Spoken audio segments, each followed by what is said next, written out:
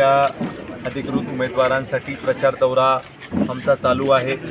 खुर्शी गावामध्ये अत्यंत भरगच्च अशी सभा आत्ता ग्रामस्थांनी आयोजित केलेली आहे आणि या सभेला खूप उत्स्फूर्त असा प्रतिसाद गावातल्या नागरिकांचा भारतीय जनता पार्टीला मिळताना मला बघायला मिळतो।